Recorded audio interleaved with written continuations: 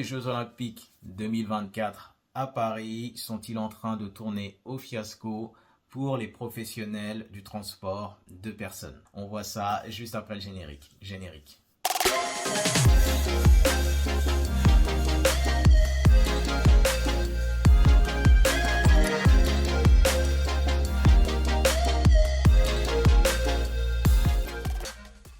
Salut la team, j'espère que vous allez bien. Bienvenue sur ma chaîne. Pour ceux qui ne me connaissent pas encore, je suis Kalala, chauffeur VTC sur Paris, mais également vendeur sur Amazon et investisseur en Afrique. Sur ma chaîne, on va parler d'entrepreneuriat et d'opportunités d'affaires afin de devenir libre financièrement. Bon les amis, comme vous avez pu le constater, l'activité, du moins à Paris, dans le transport de personnes, qui aurait dû être exceptionnelle du fait des Jeux Olympiques 2024, cette activité-là est en berne. Et oui, les touristes sont les grands absents justement de cette période olympique. Certains ont pensé que du fait de la cérémonie qui a eu lieu vendredi dernier, la cérémonie d'ouverture des Jeux Olympiques, il y aurait peut-être un rebond et que les touristes afflueraient ce week-end.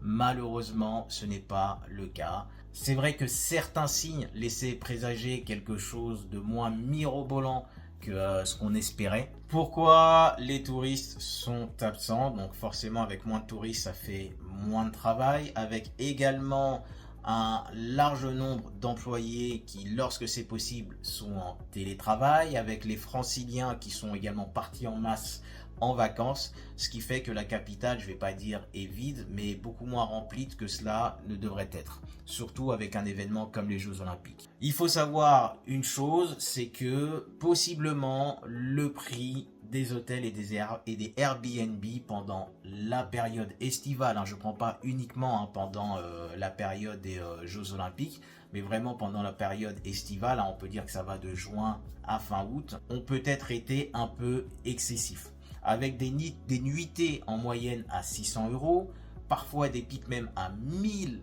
€. Donc c'est-à-dire, vous vous imaginez venir en vacances à Paris pour peut-être voir quelques épreuves des Jeux Olympiques, mais on vous demande de payer selon l'hôtel ou le Airbnb 600 € la nuit. Vous avez bien entendu, 600 € la nuit en moyenne. De mon point de vue, ça a dû refroidir un nombre conséquent de touristes qui voulaient venir voir quelques épreuves aux Jeux Olympiques. Mais là où c'est vraiment plus grave, c'est que ça a également, je pense, de mon point de vue, fait fuir les touristes, et c'est ça qui est le plus important, les touristes qui seraient venus à Paris, Jeux Olympiques ou pas. Je vais vous donner un exemple pour que vous vous rendiez compte de l'impact que cela a pu avoir sur les touristes. Justement, ce matin, j'ai récupéré un client que j'ai de longue date. C'est donc le directeur d'une grande banque africaine. Avant, il était en poste à Paris, mais il a été délégué dans un pays africain. Et tous les mois d'août, il vient passer au moins un mois sur Paris. Et habituellement, il descend dans le 16e, pas trop loin de la porte de la Muette. Il a contacté la propriétaire du Airbnb dans lequel il vient à chaque fois qu'il est à Paris, tout en sachant que ça, c'est pas sa société qui paye, c'est lui personnellement qui paye. Donc il l'a contacté il y a à peu près un mois et demi pour avoir les tarifs afin de venir. Donc aujourd'hui, le 29 juillet jusqu'au 28 août, il repart le 28 août. Le tarif qui lui a été annoncé pour 2 semaines dans le 16e, c'est 6 000 $.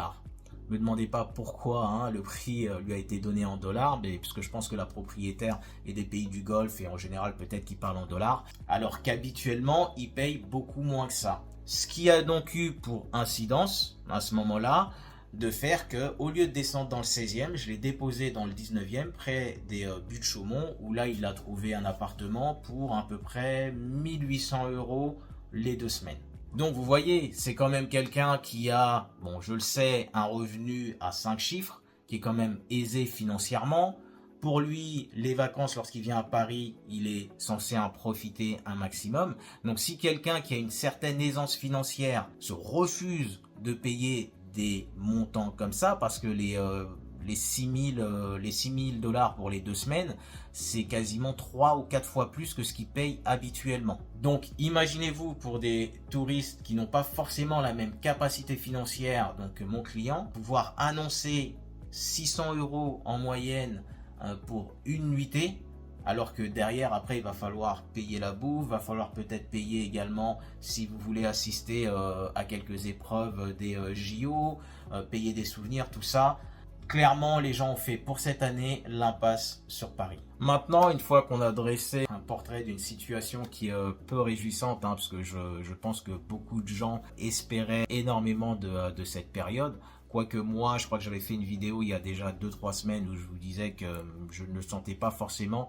Et c'était pas forcément du fait du manque de touristes, mais concernant la manière dont les VTC allaient pouvoir travailler. Vu qu'il y avait des voies olympiques auxquelles nous n'avions pas accès, vu que l'accès justement aux zones rouges, grises et tout ça nous avait été soi-disant, enfin elle a été accordée de manière écrite, mais au final vous vous êtes rendu compte comme moi que d'autres directives ont été données faisant qu'on ne puisse pas accéder directement à ces fameuses zones pour récupérer ou déposer nos clients. Mais on va dire que depuis plusieurs semaines, je le sentais pas forcément. Maintenant, que faire par rapport à ça? Concrètement, pour ceux qui hésitaient encore à partir en vacances, c'est à vous de voir. Je pense qu'il y a pas de monnaie trébuchante plus que ça qui vous retienne sur Paris.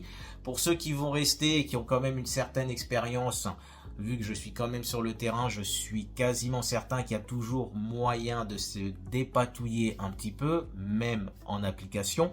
D'accord, en travaillant dans les meilleurs créneaux, soit en termes d'heures également, peut-être faire un peu plus d'heures. Mais un chauffeur d'expérience, il pourra toujours dégager un minimum de chiffre d'affaires. Je veux pas m'avancer sur un chiffre d'affaires quelconque, parce que je sais qu'après on va venir m'inonder de messages sur Instagram, tout ça. Mais je considère que c'est largement faisable parce que moi-même je le fais. Autre point également, ça peut être l'occasion, vu qu'il y a moins d'activité, pour certains chauffeurs de se plonger dans le développement d'une clientèle personnelle.